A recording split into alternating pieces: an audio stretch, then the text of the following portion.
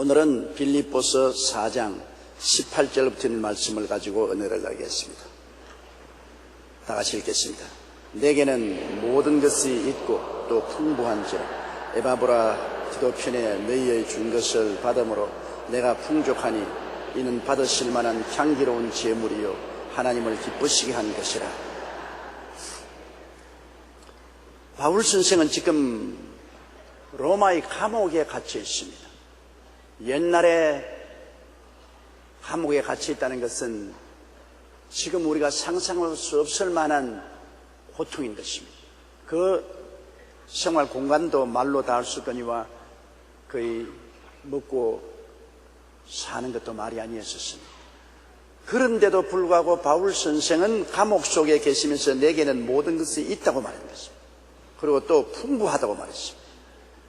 그것은 바울 선생이 그만큼 모든 것을 긍정적으로 보았다는 것입니다. 여러분, 로마의 감옥에 갇혀 있는 그에게 무엇이 풍부하고 모든 것이 있겠어요? 사실은 아무것도 없는 것이 사실이죠. 그럼에도 불구하고 바울 선생은 없는 것을 보지 않고 있는 것을 보는 굉장히 긍정적인 마음을 가지고 계시다는 것입니다.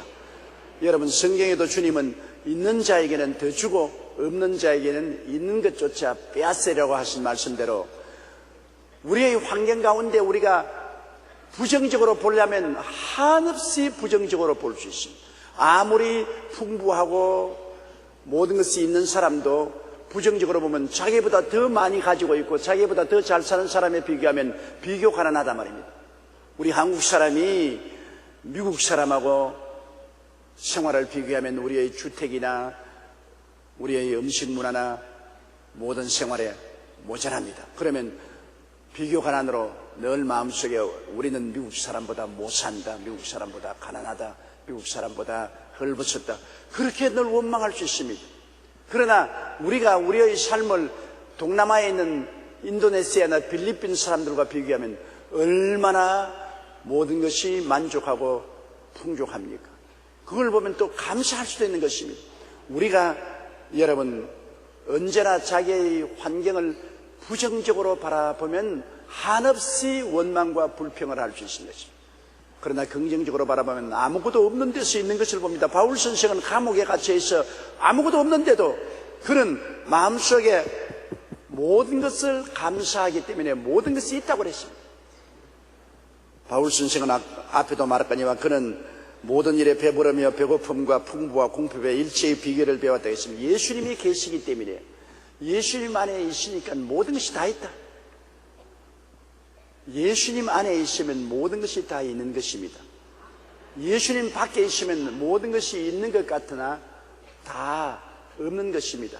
예수님 안에 있으면 우리의 과거도 모두 다 의로움으로 꽉 들어 찹니다. 예수님은 어제나 오늘이나 영원토록 동일하기 때문에 어제의 예수님, 우리 과거에 오셔서 우리의 모든 죄악의 감옥에 갇힌 우리들을 해방시켜 주거든요. 모든 사람은 자기 과거를 돌이켜볼 때 죄책으로 고민합니다. 죽음에 이른 사람이 눈 감기 전에 가장 고통스러운 것은 일생 살아온 과거의 죄책 때문에 고민을 하다가 눈을 감는 것입니다. 죄책이 없는 사람 아무도 없어요. 모든 사람은 죄를 범하였으며 하나님의 영광에 이르지 못하기 때문에 죄 없다는 사람은 거짓말 하나를 더 보태는 것입니다. 다 죄 있는 사람입니다. 여러분, 성철 스님 같은 분 10년 동안 앉아서 잠을 잤습니다. 누워 자는 것도 괴로워서 옆으로 누웠다가 엎드렸다가 하는데 앉아서 10년을 잔다는 것 보통 괴로운 것이 아닙니다. 그것은 수양을 하고 죄를 갚기 위한 것입니다. 그리고 10년 동안 쌀가루에다가 솔잎만 먹었습니다. 우리가 여러분 잘 먹어도 반찬 없다고 투정하는데 쌀가루에다가 솔잎만 먹었으니 전혀 삶의 식생활의 화로움을 버린 것입니다. 그리고 자기 생활 주변에 아무도 못 오게 철조망을 치고 난 다음 아무도 안 만났습니다. 그러한 고행을 한 분은 우리 한국의 역사상 별로 많지 않습니다. 그렇게 고행을 하고 속죄를 하고 도를 닦으려고 애쓴 그분이 세상을 뜰 때 자기가 솔직하게 고백하는 것은 내 죄가 너무나 많아 하늘에 닿았고 그러므로 나는 지금 지옥의 가장 아랫목에 내려간다고 했습니다. 그렇게 호행하란 수련가로서는 위대한 그분이 자기 스스로의 마음속에 느끼는 죄책인 것입니다. 죄의 감옥에서 벗어나지 못했습니다. 아무리 고행을 하고 수련을 하고 어려운 삶을 살아서도 마음의 죄책의 감옥에서 해방될 수가 없습니다. 울어도 못하네, 힘쓰도 못하네, 애쓰도 못하네. 사람이 여러분 뒤를 돌아보고 나 깨끗하다고 한 사람 없어요. 내 평생 살아온 길 뒤를 돌아보니 걸음마다 자욱마다 다 죄뿐입니다. 걸음마다 자욱마다 죄밖에 없어요. 누가 이 과거의 이 죄악의 감옥에서 우리를 해방시켜 줄 수 있습니까? 어제나 오늘이나 영원토록 동일하신 예수님 과거에 우리 삶 속에 들어오셔서 보혈로 깨끗이 씻어버리고 마는 것입니다. 과거의 죄악의 창살에서 벗어날 수 있는 길은 과거를 찾아오셔서 우리를 씻어주신 예수 그리스도의 보혈에 의지할 도리밖에는 절대로 없습니다. 예수님은 어제의 예수님이 되셔서 어제 우리의 삶 속에 들어와서 어제 우리의 모든 과거의 죄악을 청산하시고 우리에게 의로움을 주시기 때문에 우리는 어제의 삶의 고통에서 해방 얻고 마음의 평안을 가지고 모든 것을 만족할 수 있습니다. 오늘의 예수님은 오늘 또 역시 이 자리에 계십니다. 어제의 예수님은 어제로 사라진 것이 아니고 오늘 또 있고 내일 또 계십니다. 영원토록 동일하십니다. 오늘의 예수님은 십자가를 통하여 여러분과 나에게 마귀와 세상을 이길 수 있는 힘을 주시는 것입니다. 예수님 십자가를 통해서 성령을 주심으로 성령을 의지해서 마귀와 세상이 자꾸 덤벼오는 것, 이거 끊임없이 우리가 극복하고 이길 수 있습니다. 매일매일 우리의 신앙생활은 실험입니다. 마귀와 세상이 덤벼오고 그것에 대한 우리가 실험을 해서 극복하는 것입니다. 마귀와 세상이 없는 곳에 우리가 살지 못해요. 우리의 육체도 병균이 꽉 들어차 있는 세상에 삽니다. 그런데 우리 몸이 건강하면 이 병균을 극복하니까 건강하지만 몸이 약해지면 병균에 져서 병에 들지 않습니다. 마귀와 세상을 극복하고 이길 수 있는 힘은 오늘의 예수님이 우리에게 성령을 공급해 주셔서 성령의 능력으로 마귀와 세상을 극복하고 이기는 것입니다. 오늘의 예수님은 우리를 치료해 주셔서 병에서 해방되고 건강을 얻을 수 있게 만들어 주시고 오늘의 예수님은 우리를 저주에서 해방시켜 주셔서 아브라함의 복에 참여하고 소망차게 하시고 오늘의 예수님은 죽음이 오더라도 그것을 두려워하지 않게 만들어주는 것입니다. 너희는 마음에 근심하지 말라. 하나님을 믿으니 또 나를 믿어라. 내 아버지 집에 있을 곳이 많다. 우리 아버지 집에 있을 곳이 많고 내가 처소를 예배하러 가니 처소를 예배하면 다시 와서 너희를 나 있는 곳에 함께 있게 하겠다고 하심으로 죽음에 대한 공포심을 극복할 수 있게 만들어주는 것입니다. 모든 사람이 죽어요. 안 죽을 사람 누가 있어요? 여러분 이 자리에 앉아 계신 여러분 앞으로 30년만 지나면 대다수가 다 이 세상 사람 아닙니다. 저도 이 세상 사람 아니에요. 지금 불과 30년 이내에 우리는 이 세상을 다 떠나가야 됩니다. 죽음이라는 것이 피할 수 없이 우리 모든 사람에게 종말로 다가오기 때문에 죽음에 대한 불안과 공포가 없을 수가 없습니다. 그러나 오늘의 예수님을 만나보면 예수님이 죽었다가 부활하셔서 우리를 위해서 영원한 처소를 예비했다고 말씀하시므로 예수를 믿음으로 말미암아 죽음의 공포를 극복하고 불안을 이기고 소망을 가질 수가 있는 것입니다. 오늘의 예수님은 우리 마음속에 영혼이 잘됨같이 범사의 잘됨에 강건하고 생명을 얻되 넘치게 얻는 소망을 주심으로 우리에게 모든 것을 만족하게 만들어주신 예수님이십니다. 그럼 내일의 예수님은 뭡니까? 내일의 예수님은 천국을 예비하신 예수님인 것입니다. 예수님께서 우리를 위해서 천국을 예비했다. 여러분 우리는 육신의 사람이 아닙니다. 이 식물들도 죽으면 식물의 생명이 없어집니다. 동물도 죽으면 동물의 생명은 없어집니다. 사람은 죽어도 사람의 생명이 없어지지 않습니다. 왜? 사람은 영을 가지고 있기 때문인 것입니다. 식물은 식물의 생명인 식물의 혼이 식물이 죽으면 식물의 혼도 사라집니다. 동물도 동물의 혼은 동물이 죽음으로 혼이 사라지지만 우리는 혼으로만 되어 있지 않습니다. 우리는 영으로 지음을 받았습니다. 하나님의 형상과 모양으로 지음 받았기 때문에 육체는 죽어도 우리 인격은 따로 존재하는 것입니다. 예수님이 십자가에 못 박일 때 우편 강도, 좌편 강도가 있는데 그중 강도 한 사람이 예수님을 바라보고 주님의 날에 나를 기억하소서 하니까 주님이 오늘날 너는 나와 함께 낙원에 있으라고 그랬습니다. 나는 너와 함께. 다른 사람이 아닙니다. 지금 강도, 너, 지금 십자가에 달린 나, 우리 똑같은 인격체인 지금의 너와 나가 이 육체를 떠나서 오늘 낙원에 있을 것이다. 얼마 후에 예수님은 죽어서 십자가에 매달려 계셨고 강도도 로마 군인들이 무릎을 도끼로 찍어서 피를 흘려서 죽여버렸습니다. 그러면 예수님도 십자가에 달려 계시고 강도도 십자가에 달려 있었습니까? 아닙니다. 그들의 육체만 달려 있었지 그들의 실체인 너와 나는 예수님의 나, 강도 너는 그 몸에서 옮겨서 그때 낙원에 가 있었습니다.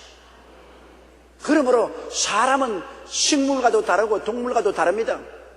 너와 나라는 분명한 인격체를 가지고 이 몸속에 살다가 몸이 죽으면은 몸을 떠나서 낙원 아니면 음부로 내려가는 것입니다.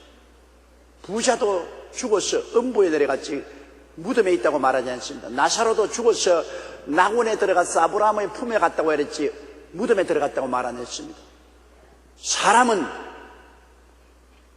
죽어도 그 실체인 인간은 영원히 사는 것입니다.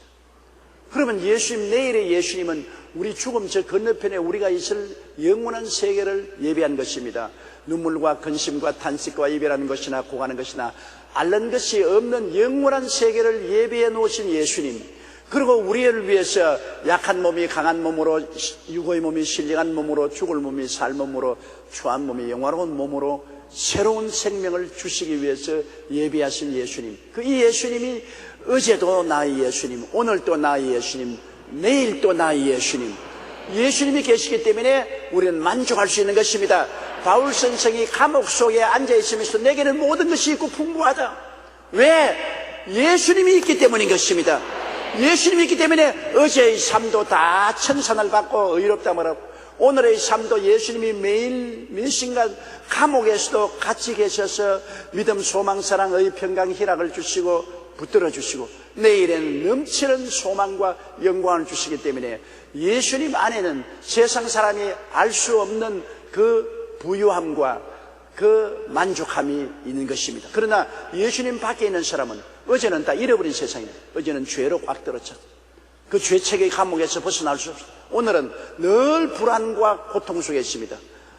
늘 내가 가진 것 빼앗길까 두려워하고 못 얻을까 두려워하고 물질만 바라보고 늘 불안해합니다. 그리고 내일은 없습니다. 내일은 내가 죽음으로 말미암아 물질 세계를 다 잃어버리고 나니까 내일은 없습니다. 오직 어둡고 캄캄한 절망의 음부밖에 없는 것입니다.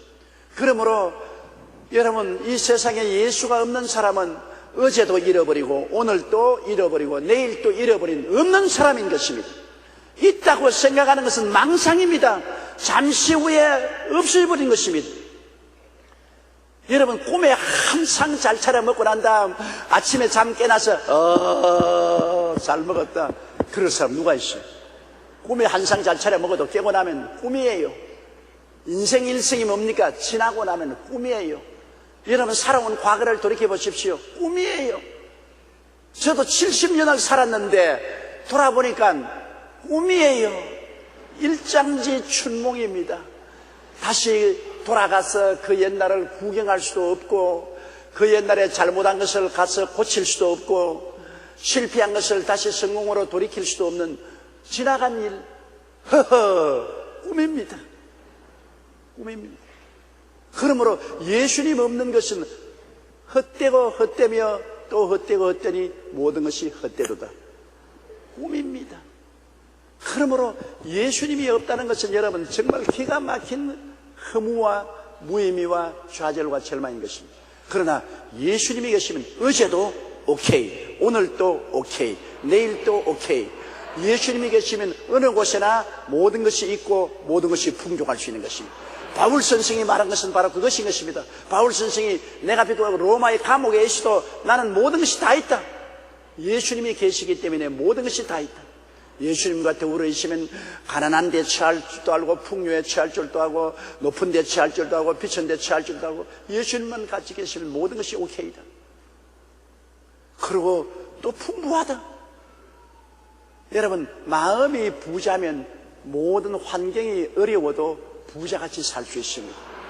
마음이 거지면 모든 환경이 아무리 풍부해도 늘 거지로 살게 되는 것입니다. 바울 선생이야말로 정말 인생을 긍정적으로 살 수 있는 것은 예수님이 계시기 때문인 것입니다.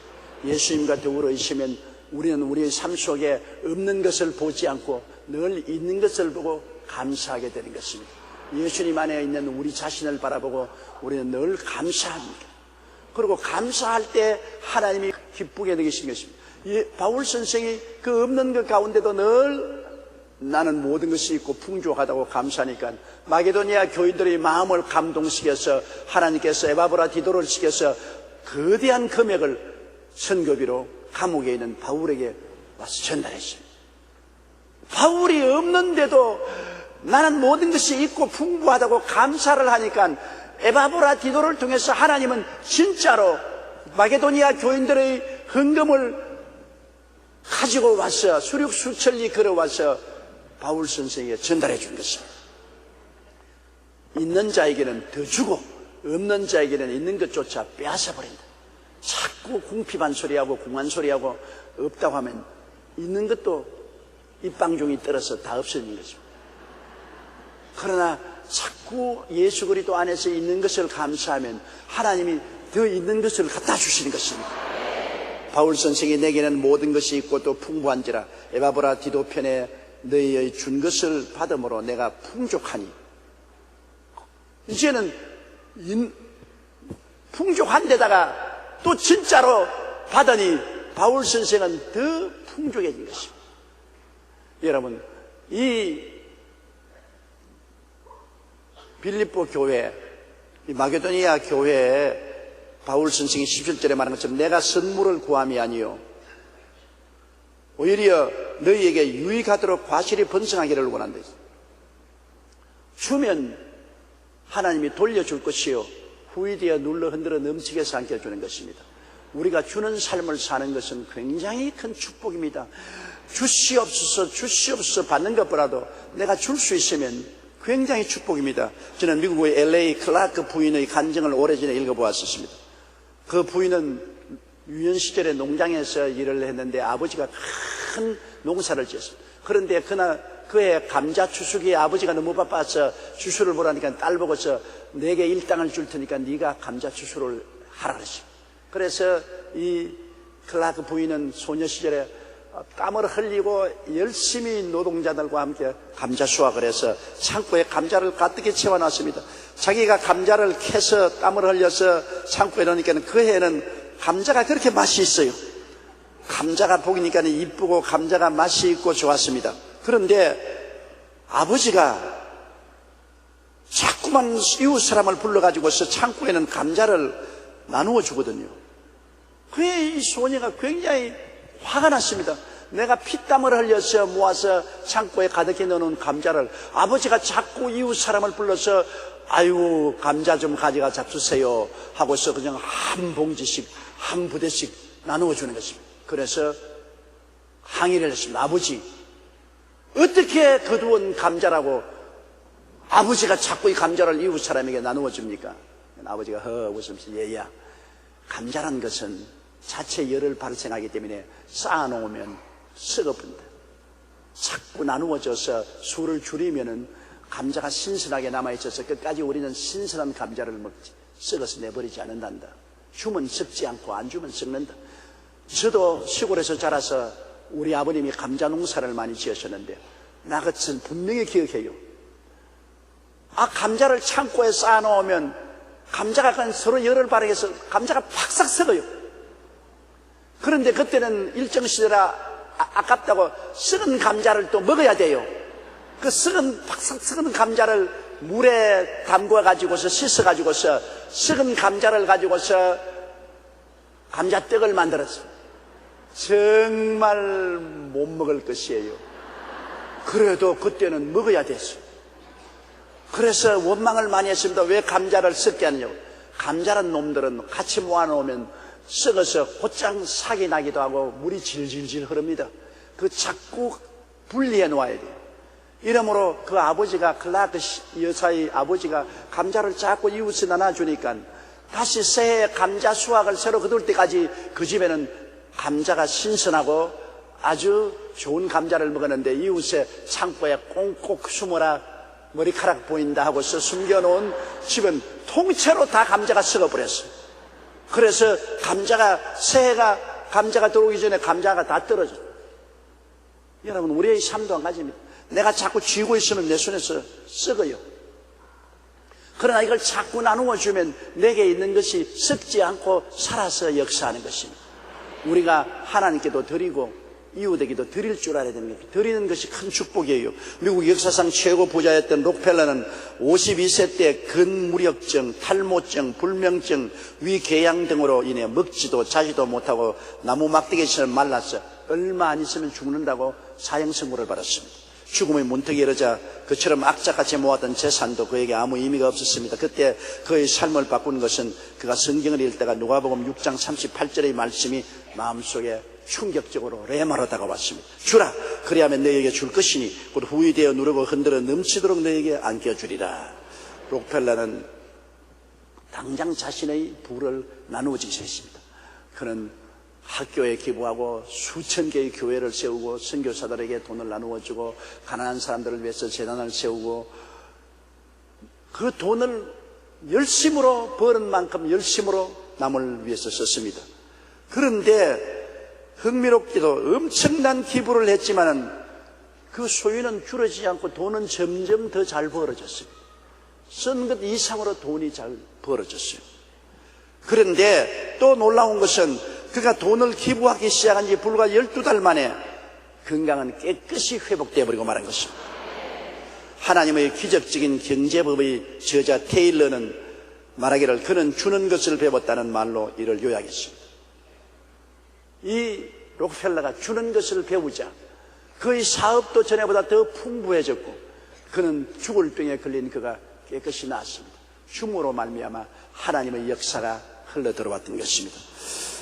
그러므로 록펠러는 건강을 완전히 회복해서 50대에 죽겠다는 사람이 98세까지 살았습니다. 최근 심리학자들은 실제로 주는 사람이 더 건강하고 행복하고 장수한다는 연구 결과를 발표했는데요, 남에게 주는 사람이 고통과 아픔을 적게 느끼고 정신적으로 더 건강하며 스트레스도 적고 질병에도 걸리지 않는다는 것입니다. 담배 끊는 것보다도 주 4회의 규칙적인 운동보다도 건강에 가장 좋은 것은 액수의 다수를 떠나 구제가 훨씬 장수에 더 좋다고 오늘날 심리학자들은 말하고 있는 것입니다. 미시간 대학교 학자들은 지난 5년간 400명의 노인 부부를 조사한 후 다른 사람들을 돕는 사람들은 그렇지 않은 사람에 비해 수명이 훨씬 더 길다는 결론을 내렸습니다. 연구 책임자인 브라운 교수는 다른 사람을 돕는 것은 자신의 생명을 연장시키는 것이라고 말했었습니다. 이것은 캘리포니아 대학에서도 2000여 명을 대상으로 실시한 조사에서 2개 이상의 자선단체에서 자원봉사를 하는 사람은 그렇지 않은 사람에 비해서 향후 5년간 죽을 확률이 놀랍게도 63%나 줄어들었다고 말한 것입니다. 오래 살고 싶거든 열심히 드려야 돼요. 먼저 처음은 하나님께 드려야 되고 그 다음에는 이웃과 나누어야 돼요. 물질만 드리는 것이 아닙니다. 시간 그리고 봉사활동을 해서 나를 위해서만 살지 말고 남을 위해서 살 때 하나님의 기적이 일어나는 것입니다. 놀라운 역사가 일어나는 것입니다. 제가 유럽에 가서 부흥회를 인도할 때 덴마크의 허닝이라는 곳에서 집회를 했습니다.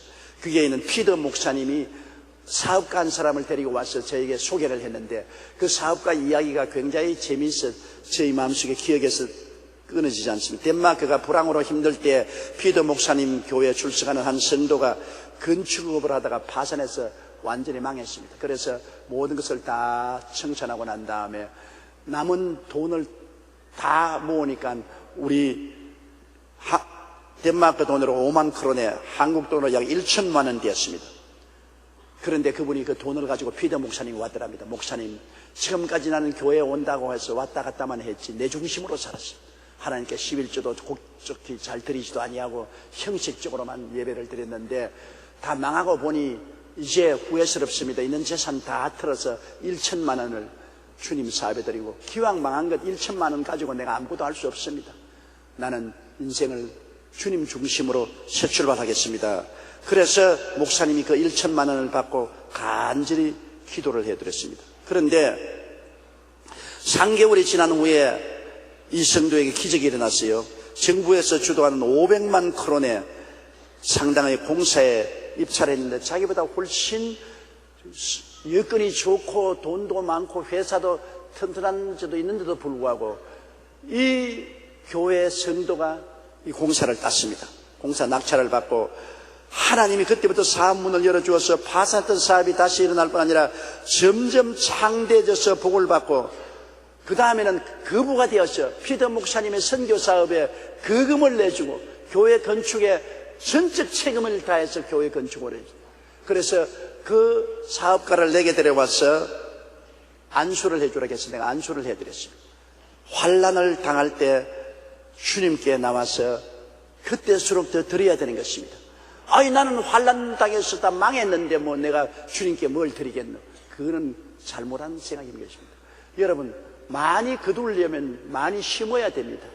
아무것도 심지 아니하면 아무것도 거두지 못합니다. 적게 심으면 적게 거두고 많이 심으면 많이 거두죠. 제가 늘 마음속에 잊어버리지 않은 것은 론던의 아동 자선 기금을 모으는 사람들이 큰 선박회사 사장님 댁에 찾아갔어요.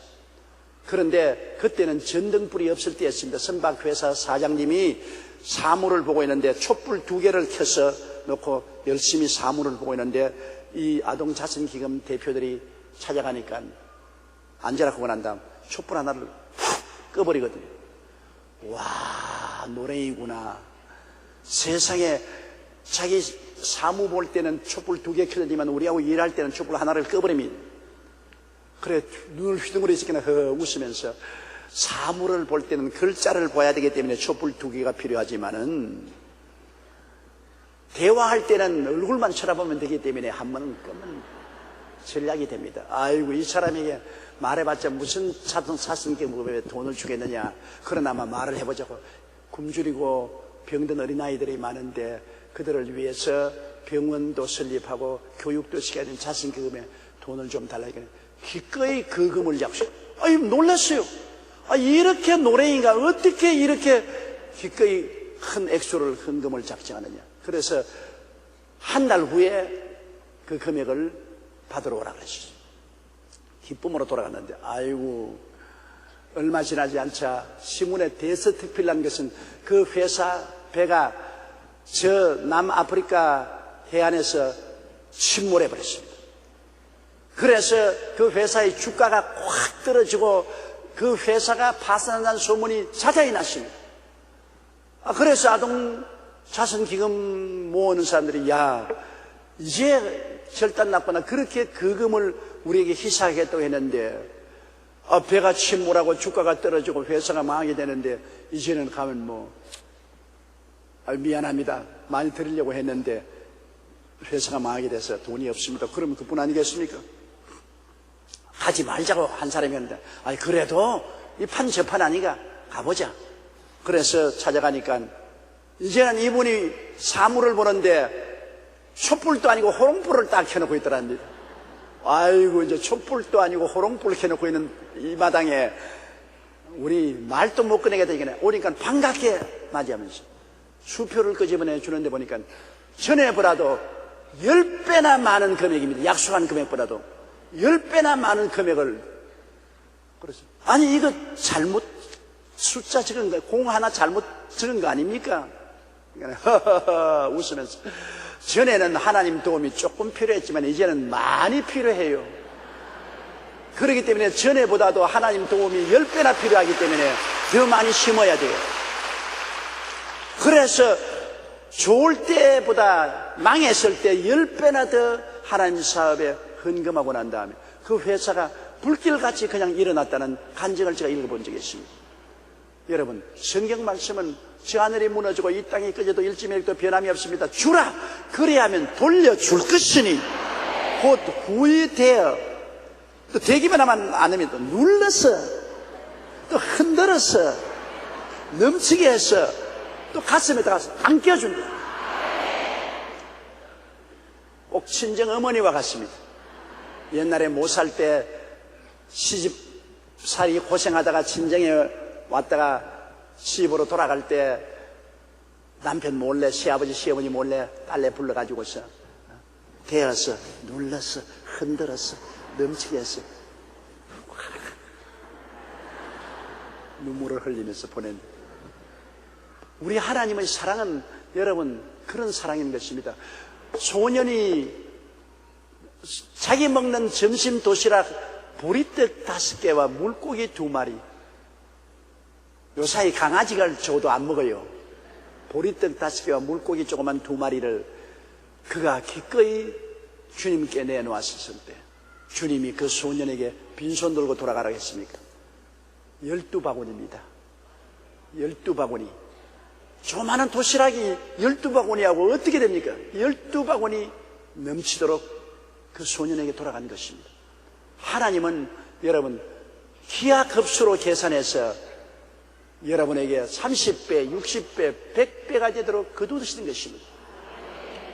그렇기 때문에 바울 선생님이 말하기에 빌립보 교인들아 너희들이 내게 선교헌금을 보낸 것은 그 돈 때문에 내가 좋아하는 것이 아니라 내가 선물을 구함이 아니요 너희에게 유익하도록 과실이 번성하기 위함이다. 너가 나의 선교사업에 심으면 너희에게 과실이 풍부해지고 번성해지기 때문에 내가 너희들이 나를 기억하고 선물을 보낸 것을 기쁘게 생각한다는 것입니다. 그래서 내게는 모든 것이 있고 또 풍부한지라 에바브라 디도편에 너희 준 것을 받음으로 내가 풍족하니. 자, 그 다음에 이 선물이 바울 선생에게 드린 이 선물이 어떤 결과를 하느냐. 이는 받으실 만한 향기로운 제물이요. 구약시대에는 하나님께 제물 드렸습니다. 매일같이 번제를 드립니다. 양이나 염소나 소를 잡아서 태워서 향기로운 향기를 올리는 것입니다. 향기로운 제물. 요 사이는 우리가 그 제물을 잡아 드릴 필요 없는 것은 예수님이 영원한 제물이 되어버리기 때문에 이제는 제물이 필요 없어요. 우리에게 하나님께 드릴 제물은 물질 드리는 것과 찬양하는 제물인 것입니다. 우리가 하나님께 자꾸 감사 찬양하는 입술의 제물, 그는 입술의 제물입니다. 그리고 우리가 드린 제물은 하나님의 사업을 위해서 물질 드리는 제물인 것입니다. 그래서 이 에바브라 디도편에서 준 것을 받은 것이 받으실 만한 향기로운 제물입니다. 하나님이 받음직한 향기로운 제물이다. 하나님이 향기롭다. 나는 언제나 그걸 느껴요. 우리가 주일날 여러분 헌금하고 난 다음에 제가 헌금 축복하려고 할 때, 또 수요일날 헌금해서 헌금 축복하려고 할 때 내 마음속에 야 여기서 향기가 하나님에게 올라가는 거는구나. 하나님이 이 제물을 향기로 받으시겠지. 언제나 그걸 느낍니다. 하나님께 드린 제물은 하나님이 그 향기를 맡으시는 것입니다. 절대로 무효되지 않습니다. 하나님께 드린 제물은 하나님이 무효를 선언하지 않습니다. 절대로 하나님이 받으시는 것입니다. 그리고 하나님을 기쁘시게 한 것이라. 이야, 하나님을 기쁘게 할 수 있다는 것 얼마나 좋은 일입니까? 여러분, 자식이 부모를 기쁘시게 하면 부모가 자식에 대한 애정이 얼마나 넘쳐나지 않아요? 제자가 선생을 기쁘시게 하면 선생이 제자를 얼마나 귀엽게 느끼잖아요. 여러분이 저를 기쁘게 하면 제가 여러분을 위해서 기도를 얼마나 해주지 않아요? 상대를 기쁘게 해준다는 것 굉장히 힘든 일입니다. 상대를 기쁘게 하는 것. 남편이 아내를 기쁘게 해준다. 그러면 그날 저녁부터 떡치네, 떡쳐. 아주 맛있는 반찬에 화로운 식사를 할 수가 있어요. 왜? 아내를 기쁘게 하니까 아내가 신바람이 나서 휘파람 불면서 어찌한지 정성을 기울여 남편에게 대접하려고 한다. 왜? 기쁘게 해주었습니다. 그럼 아내가 남편 기쁘게 해줘 보십시오. 요사이 봄철 오란벌 생겨나네. 백화점에 가서 기쁘게 해주면 대가가 돌아오는 것입니다. 아니, 슬프게 하는데 대가가 돌아올 테겠어요. 기쁘게 하면은 반드시 기쁘게 해준 그만큼 대가를 받게 되는 것입니다. 하나님을 어떻게 기쁘게 합니까? 우린 죄가 너무 많기 때문에 늘 하나님을 슬프게 하지.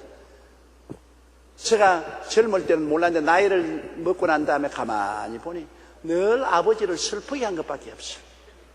한평생 살아가면서 아버지를 슬프게 하고 아버지를 기쁘게 한 일은 너무나 없어요. 너무나 슬프게만 했어요. 어떻게 아버지를 슬프게 하고만 살았느냐. 너무나 마음이 괴롭습니다. 그런데 아버지를 기쁘게 할 수 있는 길은 뭐냐? 하나님 사업에 물질을 들이면 기쁘게 하는 것입니다. 그래서 저는 하나님 기쁘게 하시기 위해서 힘껏 물질을 준비합니다. 저는 강단에 설 때 그냥 빈손 들고 서지 않습니다. 주일날 또 2부, 3부 설 때마다 따로따로 힘껏 물질을, 내 개인의 물질을 준비했어요. 그리고 수요일날 강단에 설 때도 힘껏 준비합니다. 그냥 시시하게 준비하는 거 아닙니다. 내게 있는 거 통 다 털어요, 그냥. 얼마냐?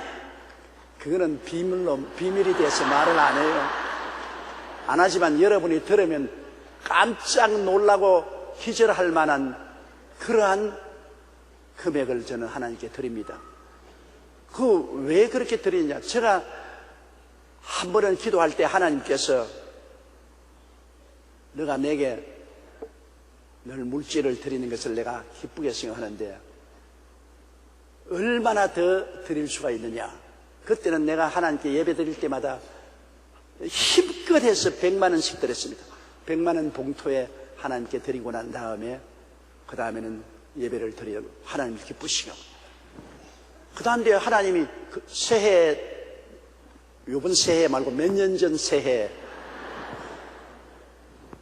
너 100만 원보다도 더 얼마나 나에게 드릴 수 있느냐? 너 힘껏 말이다. 나 이거 죽지 아니면 살기로 힘껏 드릴 수 있습니다. 얼마나 할 수 있냐? 그래서 내가 가만히 기도하는 가운데 아이고 뭐 죽지 아니면 살기로 내가 있는 힘을 다해서 필요하면 나중에 옷을 다 팔고 양말을 팔아서라도 내가 이만큼 드리겠나이다. 그래서 아이고 절치면 뭐 어림도 없어요. 그래서 있는 것 다 끌어들여 가지고서 드렸는데 내가 여러분께 확실히 증명하는 바는 지금 적어도 그렇게 내가 하나님께 결심한 것이 한 4년 가까이 되는데 항상 하나님이 드릴 수 있는 물질을 주시더라는 것입니다. 보통 액수가 아닙니다. 큰 액수입니다.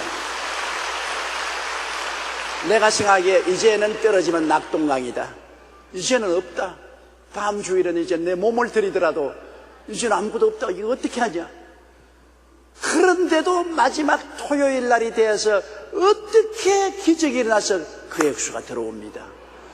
내가 여러분께 하나님 앞에서 거짓말하지 않고 참말을 말하는데 한 번도 하나님이 내가 하나님께 드리겠다고 한 그때 그만한 액수의 돈이 안 들어오도록 방치한 적이 없습니다.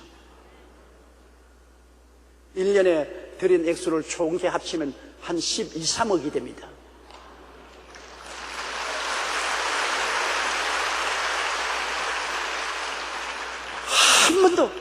한 번도 정말 내가 하나님 앞에 너무너무 기가 막히고 너무너무 하나님이 기적을 베푸시고 너무너무나 하나님 말씀이 가짜가 아니고 진짜고 정말로 참말이고 이것은 내 인생의 목숨을 바쳐서 증거하는 바인 것입니다. 왜? 한 번이라도 하나님이 모른다 할 수 있지 않아요. 한 번이라도. 그런데 매 주일 2번, 매 수요일 날 한 번도 주님께서 빈손 들고 나오지 않고 내 마음의 결정을 내리고 하나님께 첫 제물을 드린 이상, 향기로운 제물이 된 이상 하나님이 기뻐하시고 나니까 한 번도 이 기나긴 세월 동안 건너뛰게 하지 않으셨습니다. 주라 그리하면 돌려줄 것이니 곧 후회되어 눌러 흔들어 넘치게 해서 안겨주리라. 누구든지 이 말씀이 거짓말이라고 도전한 사람이 있으면 나 당당히 만나서 내 옛날 기록을 쫙 보여줄 수 있습니다. 여러분 하나님 의심하지 마세요. 하나님 절대 여러분 공짜 받아 드시는 하나님이 아니신 것입니다. 하나님은 여러분의 선물을 구하는 것이 아니라 여러분에게 과일이 풍성하게 만들기 위해서 주님께 드리라는 것입니다.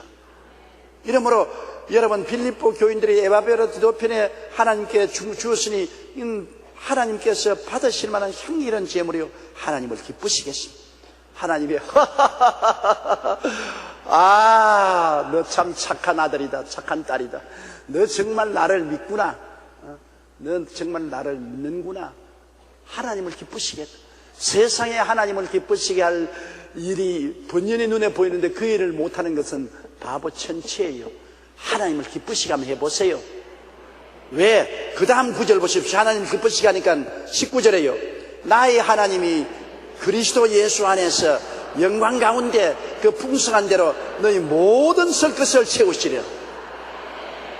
이거 정말 기가 막히잖아요. 하나님을 기쁘시게 하니까. 하나님께서 우리에게 채우시는 것은 그리스도 예수 안에서, 예수님 밖에서 아닙니다.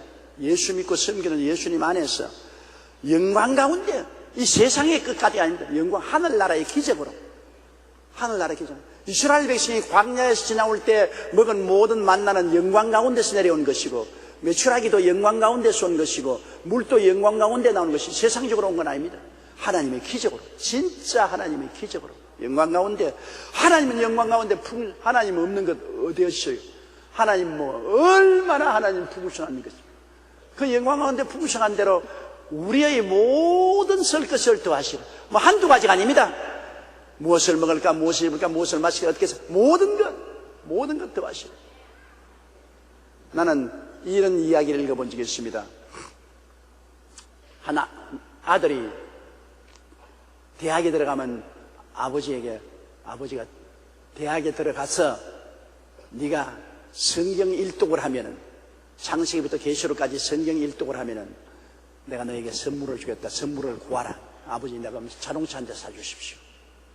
그러니까 글쎄 그거는 나중 문제고, 내가 대학 대학 입학한 선물로 성경책 한 권을 줄 테니까 내가 성경책을 일독하면 그 다음에 내가 생각해 보겠다.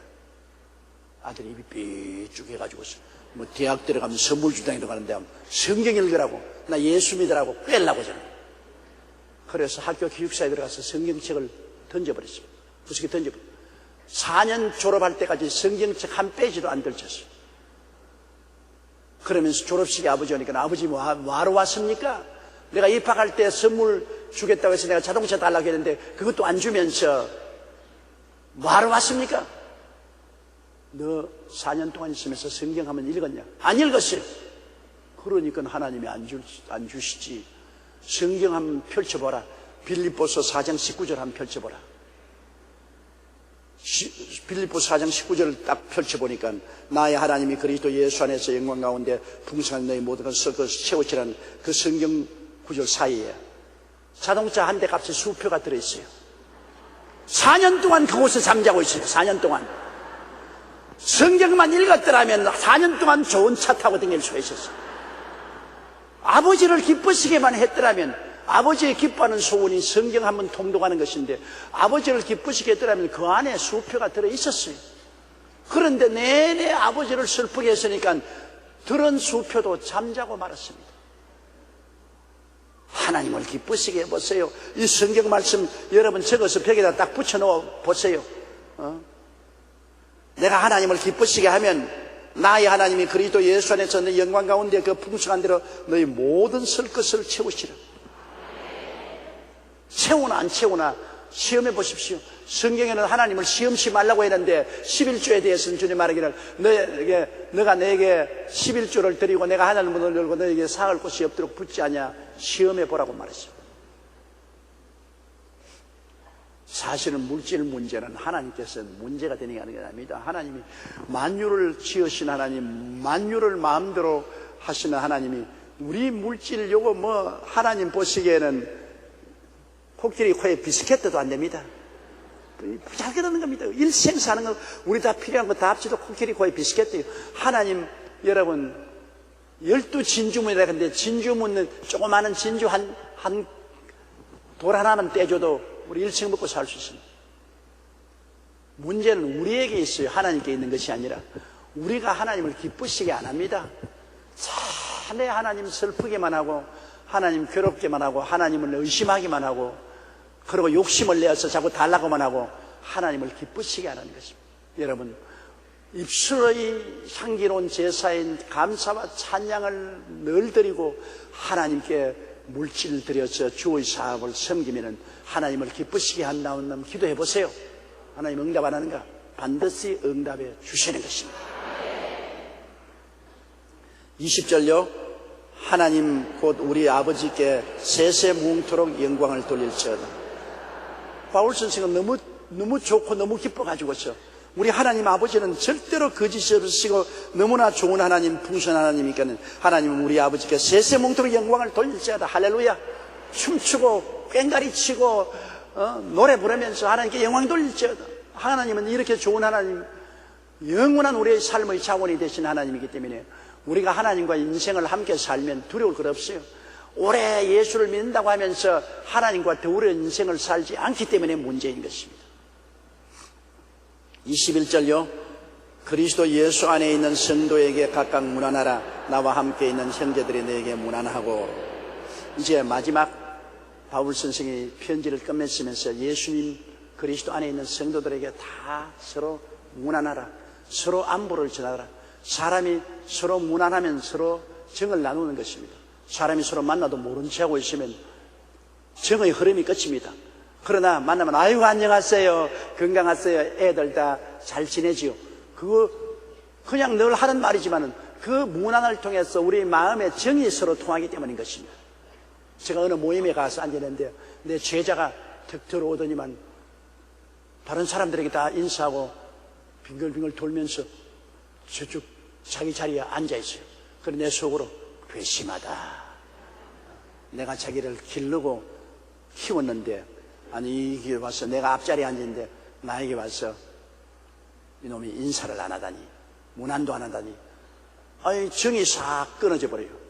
근데 한참 있다가 이 녀석이 돌아보고 난 다음 내가 앞에 앉으니까 벌떡 일어나면 뛰어와가지고서 아이고 목사님 안녕하십니까 건강하십니까. 근데 눈이 나빠서 목사님 앉아 계시니까 잘 몰랐습니다. 그때부터 정이 싹 트이더라고요. 조금 전에 그만 정이 싹 가시더니만 이제는 또 서로 제자로서의 뜨거운 사랑과 정이. 문안 참 중요합니다. 내가 키워서 내보낸 많은 제자들이 있는데요. 우리 한국에도 여러 곳에 있고 또 외국에도 많이 있는데 내게 꼭 매달마다 문안을 오는 제자들이 있어요. 얼마나 사랑스러운지 모르겠어요. 이정부 순복음교회 성도 여러분, 여러분의 목사 박종선 목사는 매달마다 문안 와. 매달마다. 나는 참 이쁘고 귀여워. 물론 다른 제자들도 오지만은 우리 박 목사님이 제일 충실하게 나에게 문안을 합니다. 47년간 내 제자로 있었는데 한결같다. 그런 사람이 훌륭한 사람이에요. 변하지 않아. 춤풍 추고 변하지 않아. 문안이란 것 여러분 그게 힘든 것 아니잖아요. 그러나 문안하면 정이 통하죠. 부모 자식 간에도 문안하면 서로 더 사랑이 통하지 않습니다. 문안 안 하면 섭섭이가 들어오잖아요. 섭섭 마귀가 부지런히 돌아다니는 것입니다. 그래가지고서 문안 안 하면 섭섭 마귀가 들어와서 섭섭, 문안 하면 그냥 햇빛같이 찰나. 그래서 바울 선생은 꼭 문안을 해요. 그렇게 바쁜 그 어른이 그가 꼭 편지 쓸 때마다 문안을 한 것입니다. 그리스도 예수 안에 있는 성도들에게 각각 문안하라. 나와 함께 있는 형제들이 너희에게 문안하고. 22절요. 모든 성도들이 너희에게 문안하되 특별히 가이사 집 사람 중에 미친다. 가이사라는 것은 로마의 황제입니다. 바울이 로마의 황제 뜰에 있는 시위대 뜰에 갇혀 있었기 때문에 그 시위대 뜰에서 얼마나 전도를 했든지 황제의 친족들조차 예수 믿는 사람이 생겨났다. 어마어마하잖아요. 로마의 황제의 심판을 받으러 갔는데 그 바울 선생이 감옥에서 전도해서 그 황제의 식구들이 예수를 믿게 된 그런 정도로 예수 그리스도의 복음은 전파력이 강한 것입니다. 그래서 가이사의 집 사람들 중 몇도 문안을 드린 것입니다. 23절요. 주 예수 그리스도의 은혜가 너희 심령에 있을지어다. 예수님의 은혜, 성령의 은혜가 우리 영혼 속에 충만합니다. 여러분, 이 풀은 성령 못 받아요. 영이 없기 때문에. 동물들도 성령 못 받아요. 영이 없기 때문에. 사람은 성령 받아요. 우리 영이 있기 때문에. 시력이 없는 사람은 아무리 빛이 있다 해도 빛을 몰라요. 청력을 잃어버린 사람은 아무리 소리를 들어도 소리가 있는 건 몰라요. 왜? 시력이 없으니까 빛을 이해하지 못해요. 청력이 없으니까 소리를 이해하지 못해요.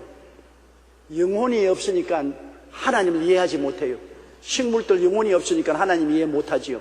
동물들 아무리 지혜가 발달된 침판지도 영이 없기 때문에 혼적인 사물은 알아도 하나님에 대한 개념은 전혀 없습니다. 아무리 해도 없습니다. 인도의 5,000마리의 원숭이에서도 절간 짓거나 성당을 지었다는 원숭이는 한 마리도 없어요. 왜? 영이 없기 때문에 하나님에 대한 인식을 전혀 할 수 없습니다. 그러나 사람은 미신을 섬기더라도 신에 대한 감각을 가지고 있는 것입니다. 영이 있기 때문인 것입니다. 그러므로 우리 영 속에는 하나님의 성령이 들어와서 있을 수가 있는 것입니다. 하나님의 성령이 우리 영 속에 들어와서 함께 거합니다. 우리 예수 믿는 사람들은 성령을 모셨기 때문에 성령을 통해서 하나님을 이해하고 감사하고 찬양하고 성경 말씀을 읽고 설교를 듣고 좋아하고 즐거워하고 소망차지 않습니까?